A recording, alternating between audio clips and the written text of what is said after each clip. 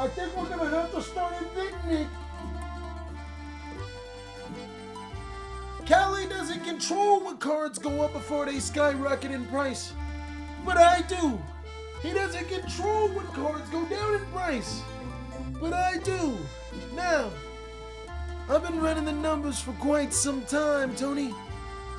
I just want to tell you, get down or lay down. And if you want to know what cars that you should sell, I just have one question.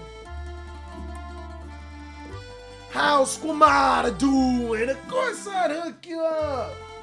What's going on with y'all, big dog? And it is an amazing day for Yu-Gi-Oh!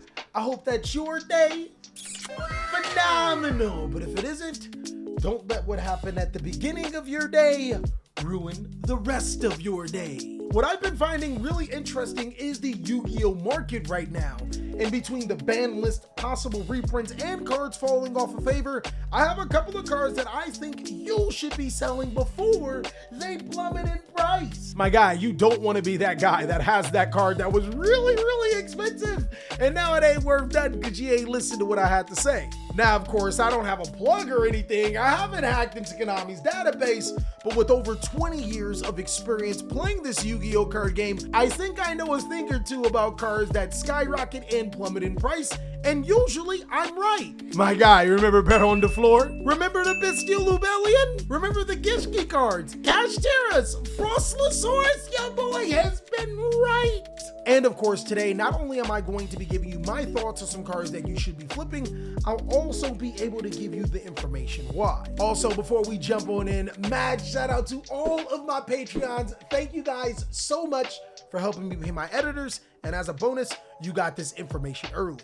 Without further ado, let's jump on in, big dog. The first card I actually want to bring to your attention is a card that some players say is still too expensive. I would say it's getting another reprint soon. Pot of Prosperity is one of the most highly sought after pot cards and is played in some of the most powerful decks in the meta. Now I know what you're probably saying.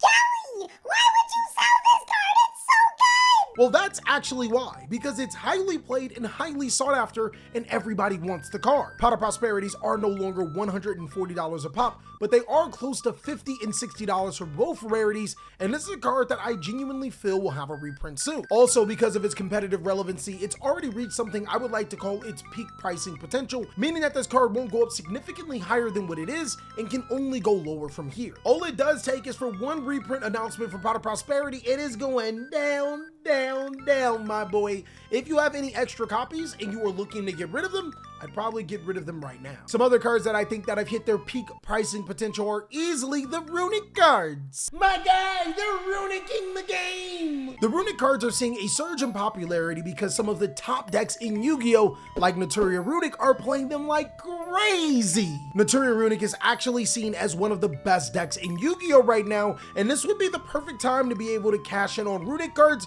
before one or two things can happen. I do think that the reprint of the Runic cards is possible but unlikely, but what I do think is that the Forbidden List could touch up the Runic cards, kind of like how some other cards should be touched up.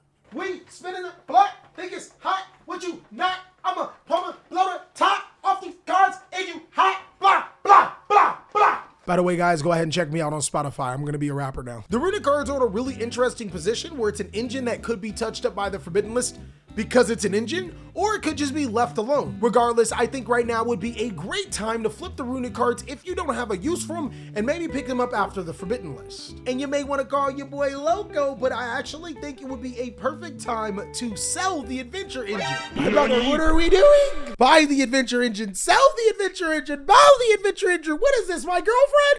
Now, I actually do have a very good reason why you should get rid of your low rarity versions of the Adventure Engine. In the Mega 10s before last, we received reprints of the side set that would happen a couple of years prior, and the Adventure Engine is officially a couple of years prior. My guy, you already know you want that secret rare Water Enchantress and Right Air Macier drip, boy.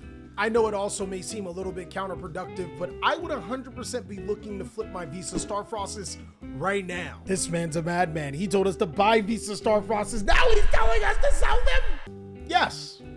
You made money, didn't you? If you have no interest in playing the Mana Dome or Scareclaw archetype, right now would be the perfect time to be able to sell your Visa Starfrost, because this card is interestingly one of the more important cards that seems like it should get a reprint. The new OTS is so discreet, I just think this would be one of those cards, kind of like how Fall of Albaz got an Ultimate Rare reprint. I don't know, maybe it's just my conspiracy theory going on, but since this card is so old, Konami would benefit from reprinting this card to help sell Cyberstorm Access and Mana Dome. It would only make sense. And right now would be the perfect time to be able to flip the card before the reprint announcement would happen. But could just be me conspirizing. And speaking of conspiracies, another risky card that I would look at selling is Triple Tactics Thrust.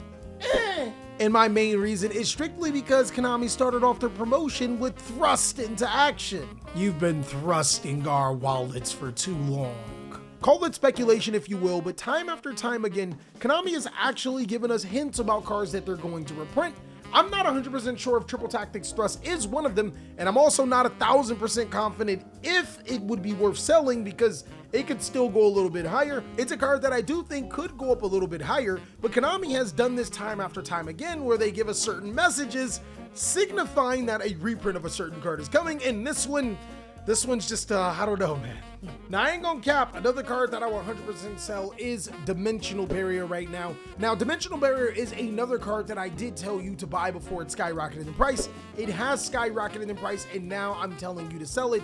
Not only is it at the top of its peak pricing potential, it's also a card that could be potentially hit on the forbidden list. Dimensional Barrier has been terrorizing the Yu-Gi-Oh card game for a little bit too long, and Konami is actually moving towards the philosophy of making decks that are centered around one mechanic. This card would be prohibitive to that and almost an auto win against those decks. And lastly, a card that I would 100% sell. My guy, holy, yo, if you're listening to these videos I be giving you, you making money right now. Divine Carnet Kirikara is another card that I told you to buy before it skyrockets in price.